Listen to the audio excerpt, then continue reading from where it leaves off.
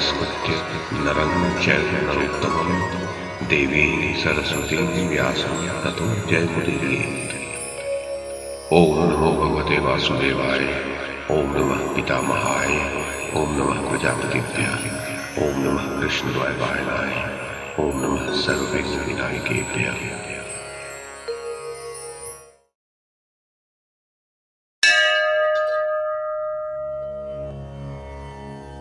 संजय ने कहा, महाराज धृतराष्ट्र, श्री भगवान बोले, जो पुरुष कर्म फल का आश्रय न लेकर करने योग्य कर्म करता है वह सन्यासी तथा योगी है। केवल अग्नि का त्याग करने वाला सन्यासी नहीं है तथा केवल क्रियाओं का त्याग करने वाला योगी नहीं है। अर्जुन, जिसको सन्यास कहते हैं उसी को तू योग जान, क्योंकि संकल्पों का त्याग न करने वाला कोई भी पुरुष योगी नहीं होता। योग में आरूढ़ होने की इच्छा वाले मननशील पुरुष के लिए योग की प्राप्ति में निष्काम भाव से कर्म करना ही हेतु कहा जाता है, और योगारूढ़ हो जाने पर उस योगारूढ़ पुरुष का जो सर्व संकल्पों का अभाव है वही कल्याण में हेतु कहा जाता है। जिस काल में न तो इंद्रियों के भोगों में और न कर्मों में ही आसक्त होता है, उस काल में सर्व संकल्पों का त्यागी पुरुष योगारूढ़ कहा जाता है। अपने द्वारा अपना संसार समुद्र से उद्धार करे और अपने को अधोगति में न डाले, क्योंकि ये मनुष्य आप ही तो अपना मित्र है और आप ही अपना शत्रु है। जिस जीवात्मा द्वारा मन और इंद्रियों सहित शरीर जीता हुआ है, उस जीवात्मा का तो वह आप ही मित्र है, किंतु जिसके द्वारा मन तथा इंद्रियों सहित शरीर नहीं जीता गया है, उसके लिए वह आप ही शत्रु के सदृश शत्रुता में बरतता है। शीत उष्ण और सुख दुख आदि में तथा मान और अपमान में जिसके अंतःकरण की वृत्तियां भली भांति शांत हैं, ऐसे स्वाधीन आत्मा वाले पुरुष के ज्ञान में सच्चिदानंद घन परमात्मा सम्यक प्रकार से स्थित है, अर्थात उसके ज्ञान में परमात्मा के सिवा अन्य कुछ है ही नहीं। जिसका अंतःकरण ज्ञान विज्ञान से तृप्त है, जिसकी स्थिति विकार रहित है, जिसकी इंद्रियां भली भांति जीती हुई हैं और जिसके लिए मिट्टी पत्थर और स्वर्ण समान है, वह योगी युक्त अर्थात भगवत प्राप्त है, ऐसा कहा जाता है। सुहृद, मित्र, वैरी, उदासीन, मध्यस्थ, द्वेष्य और बंधुगणों में, धर्मात्माओं में और पापियों में भी समान भाव रखने वाला अत्यंत श्रेष्ठ है। मन और इंद्रियों सहित शरीर को वश में रखने वाला आशा रहित और संग्रह रहित योगी अकेला ही एकांत स्थान में स्थित होकर आत्मा को निरंतर परमात्मा में लगावे। शुद्ध भूमि में जिसके ऊपर क्रमशः कुशा, मृगशाला और वस्त्र बिछे हों, जो न बहुत ऊंचा हो और न बहुत नीचा, ऐसे अपने आसन को स्थिर स्थापन करके उस आसन पर बैठकर चित्त और इंद्रियों की क्रियाओं को वश में रखते हुए मन को एकाग्र करके अंतःकरण की शुद्धि के लिए योग का अभ्यास करें। काया, सिर और ग्रीवा को समान एवं अचल धारण करके और स्थिर होकर अपनी नासिका के अग्र भाग पर दृष्टि जमाकर अन्य दिशाओं को न देखता हुआ ब्रह्मचारी के व्रत में स्थित भय रहित तथा भली भांति शांत अंतःकरण वाला सावधान योगी मन को रोककर मुझ में चित्त वाला और मेरे परायण होकर स्थित होवे। वश में किए हुए मन वाला योगी इस प्रकार आत्मा को निरंतर मुझ परमेश्वर के स्वरूप में लगाता हुआ मुझ में रहने वाली परमानंद की पराकाष्ठा रूप शांति को प्राप्त होता है। हे अर्जुन, ये योग न तो बहुत खाने वाले का, न बिल्कुल न खाने वाले का, न बहुत शयन करने के स्वभाव वाले का और न सदा जागने वाले का ही सिद्ध होता है। दुखों का नाश करने वाला योग तो यथा योग्य आहार विहार करने वाले का, कर्मों में यथा योग्य चेष्टा करने वाले का और यथा योग्य सोने तथा जागने वाले का ही सिद्ध होता है। अत्यंत वश में किया हुआ चित्त जिस काल में परमात्मा में ही भली भांति स्थित हो जाता है, उस काल में संपूर्ण भोगों से स्पृहा रहित पुरुष योग युक्त है, ऐसा कहा जाता है। जिस प्रकार वायु रहित स्थान में स्थित दीपक चलायमान नहीं होता, वैसी ही उपमा परमात्मा के ध्यान में लगे हुए योगी के जीते हुए चित्त की कही गई है। योग के अभ्यास से निरुद्ध चित्त जिस अवस्था में उपराम हो जाता है और जिस अवस्था में परमात्मा के ध्यान से शुद्ध हुई सूक्ष्म बुद्धि द्वारा परमात्मा को साक्षात करता हुआ सच्चिदानंद घन परमात्मा में ही संतुष्ट रहता है।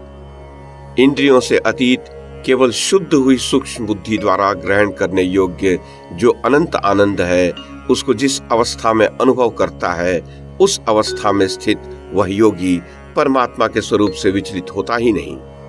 परमात्मा की प्राप्ति रूप जिस लाभ को प्राप्त होकर उससे अधिक दूसरा कुछ भी लाभ नहीं मानता और परमात्मा प्राप्ति रूप अवस्था में स्थित योगी बड़े भारी दुख से भी चलायमान नहीं होता। जो दुख रूप संसार के संयोग से रहित है तथा जिसका नाम योग है, उसको जानना चाहिए। वह योग धैर्य और उत्साह युक्त चित्त से निश्चय पूर्वक करना कर्तव्य है। संकल्प से उत्पन्न होने वाली संपूर्ण कामनाओं को निशेष रूप से त्याग कर और मन के द्वारा इंद्रियों के समुदाय को सभी ओर से भली भांति रोककर क्रम क्रम से अभ्यास करता हुआ उपरति को प्राप्त हो तथा धैर्य युक्त बुद्धि के द्वारा मन को परमात्मा में स्थित करके परमात्मा के सिवा और कुछ भी चिंतन न करे। ये स्थिर न रहने वाला और चंचल मन जिस जिस शब्द आदि विषय के निमित्त से संसार में विचरता है, उस विषय से रोककर यानी हटाकर इसे बार बार परमात्मा में ही निरुद्ध करे। क्योंकि जिसका मन भली प्रकार शांत है, जो पाप से रहित है और जिसका रजोगुण शांत हो गया है, ऐसे इस सच्चिदानंद घन ब्रह्म के साथ एक ही भाव हुए योगी को उत्तम आनंद प्राप्त होता है।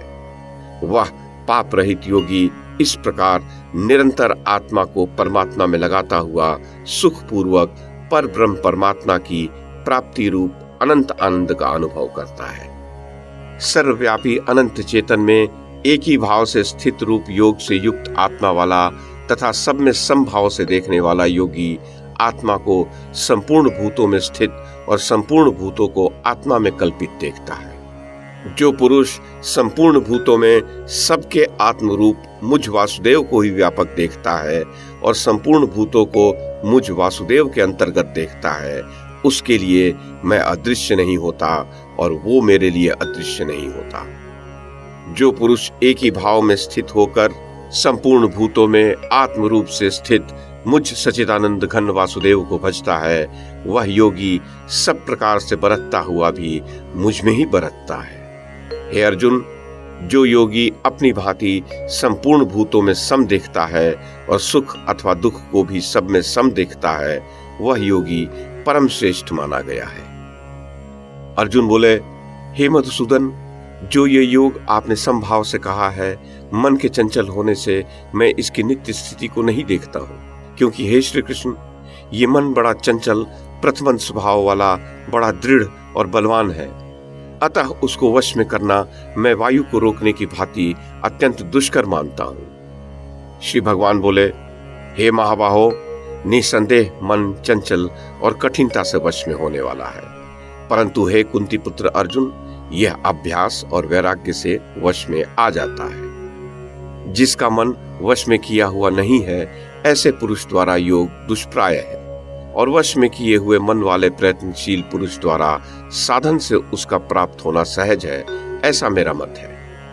अर्जुन बोले, हे श्री कृष्ण, जो योग में श्रद्धा रखने वाला है किंतु संयमी नहीं है, इस कारण जिसका मन अंतकाल में योग से विचलित हो गया हो, ऐसा साधक योग की सिद्धि को अर्थात भगवत साक्षात्कार को न प्राप्त होकर किस गति को प्राप्त होता है। हे श्री कृष्ण, जो योग में श्रद्धा रखने वाला है किंतु संयमी नहीं है, इस कारण जिसका मन अंतकाल में योग से विचलित हो गया हो, ऐसा साधक योग की सिद्धि को अर्थात भगवत साक्षात्कार को न प्राप्त होकर किस गति को प्राप्त होता है।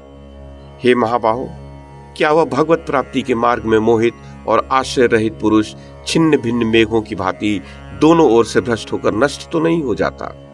हे श्री कृष्ण, मेरे इस संशय का संपूर्ण रूप से छेदन करने के लिए आप ही योग्य हैं, क्योंकि आपके सिवा दूसरा इस संशय का छेदन करने वाला मिलना संभव नहीं है। श्री भगवान बोले, हे पार्थ, उस पुरुष का न तो इस लोक में नाश होता है और न परलोक में ही, क्योंकि हे प्रिय, आत्मोद्धार के लिए अर्थात भगवत प्राप्ति के लिए कर्म करने वाला कोई भी मनुष्य दुर्गति को प्राप्त नहीं होता।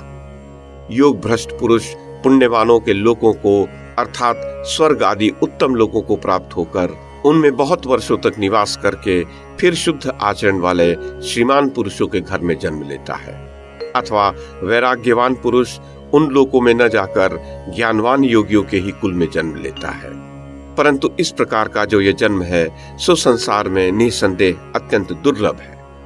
वहां उस पहले शरीर में संग्रह किए हुए बुद्धि संयोग को अर्थात समबुद्धि रूप योग के संस्कारों को अनायास ही प्राप्त हो जाता है, और हे कुरुनंदन, उसके प्रभाव से वह फिर परमात्मा की प्राप्ति रूप सिद्धि के लिए पहले से भी बढ़कर प्रयत्न करता है।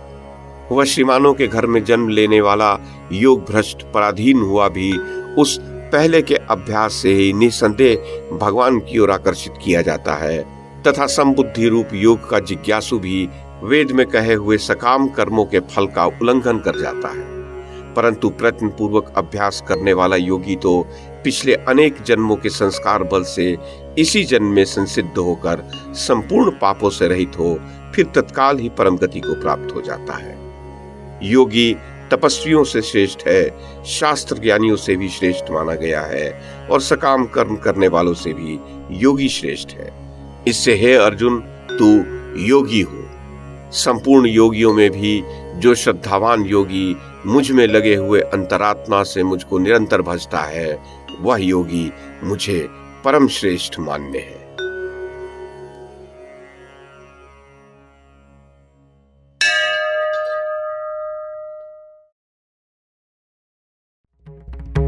YouTube के माध्यम से महाभारत की कथा को एक श्रृंखला के रूप में प्रस्तुत करने का हमारा ये प्रयास यदि आपको सराहनीय लगा हो तो कृपया इस कड़ी को लाइक और शेयर करें, चैनल को सब्सक्राइब करें और बेल आइकन को दबाएं। साथ में अन्य लोगों को भी देखने के लिए प्रेरित करें।